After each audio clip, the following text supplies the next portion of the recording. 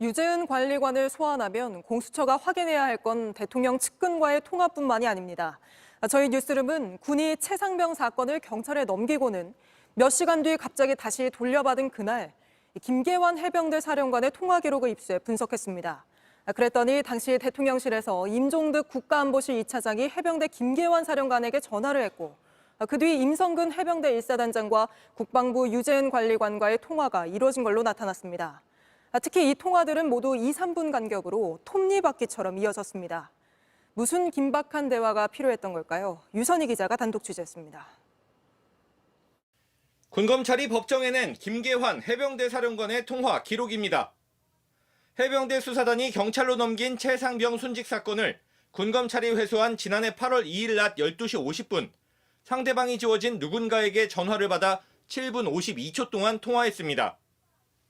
임종득 당시 국가안보실 2차장입니다. 대통령실에서 전화를 받자마자 2분여 만에 김 사령관은 임성근 당시 해병대 1사단장에게 전화했습니다. 바로 이 임 전 사단장을 혐의자 명단에서 빼라고 했다는 게 수사 외압 의혹의 핵심입니다. 김 사령관이 최상병 순직 사건 수사 결과를 이종섭 당시 국방부 장관에게 보고한 지난해 7월 30일 이후 임 전 사단장과 통화한 건 이때가 처음입니다. 당시까지는 임 전 사단장도 혐의자 명단에 들어있었기 때문에 사건이나 혐의에 대한 대화를 했는지 확인이 필요한 대목입니다. 그리고 다시 3분 만에 김 사령관은 유재은 국방부 법무관리관에게 전화했습니다.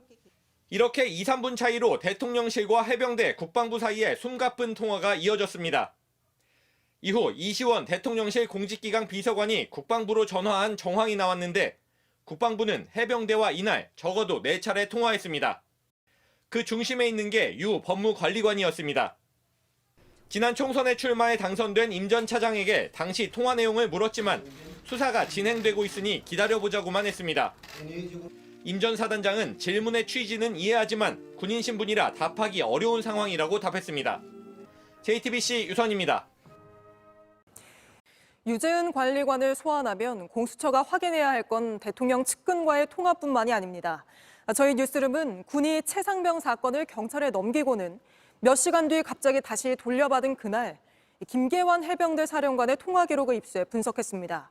그랬더니 당시 대통령실에서 임종득 국가안보실 2차장이 해병대 김계환 사령관에게 전화를 했고 그 뒤 임성근 해병대 1사단장과 국방부 유재은 관리관과의 통화가 이루어진 걸로 나타났습니다.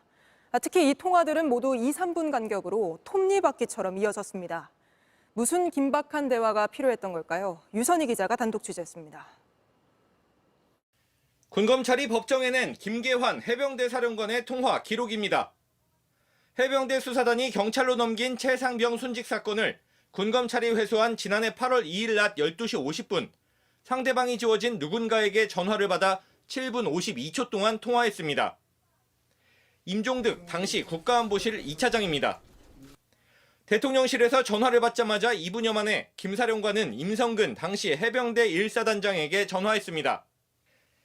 바로 이 임 전 사단장을 혐의자 명단에서 빼라고 했다는 게 수사 외압 의혹의 핵심입니다.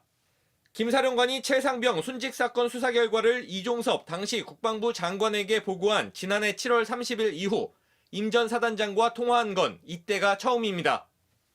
당시까지는 임 전 사단장도 혐의자 명단에 들어있었기 때문에 사건이나 혐의에 대한 대화를 했는지 확인이 필요한 대목입니다.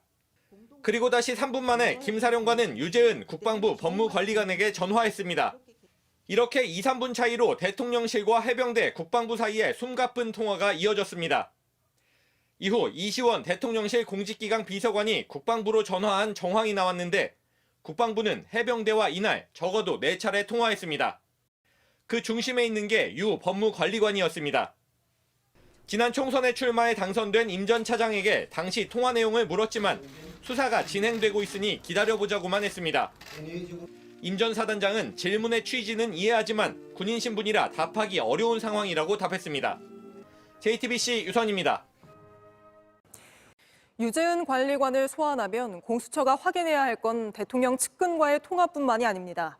저희 뉴스룸은 군이 최상병 사건을 경찰에 넘기고는 몇 시간 뒤 갑자기 다시 돌려받은 그날 김계환 해병대 사령관의 통화 기록을 입수해 분석했습니다.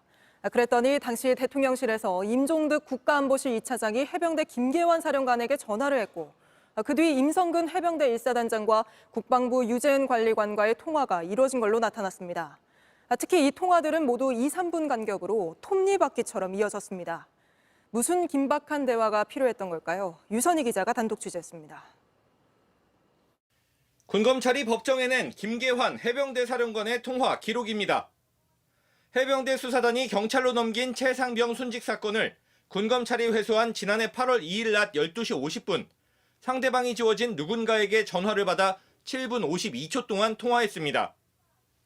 임종득 당시 국가안보실 2차장입니다. 대통령실에서 전화를 받자마자 2분여 만에 김 사령관은 임성근 당시 해병대 1사단장에게 전화했습니다. 바로 이 임 전 사단장을 혐의자 명단에서 빼라고 했다는 게 수사 외압 의혹의 핵심입니다. 김 사령관이 최상병 순직 사건 수사 결과를 이종섭 당시 국방부 장관에게 보고한 지난해 7월 30일 이후 임 전 사단장과 통화한 건 이때가 처음입니다. 당시까지는 임 전 사단장도 혐의자 명단에 들어있었기 때문에 사건이나 혐의에 대한 대화를 했는지 확인이 필요한 대목입니다. 그리고 다시 3분 만에 김 사령관은 유재은 국방부 법무관리관에게 전화했습니다. 이렇게 2, 3분 차이로 대통령실과 해병대, 국방부 사이에 숨가쁜 통화가 이어졌습니다.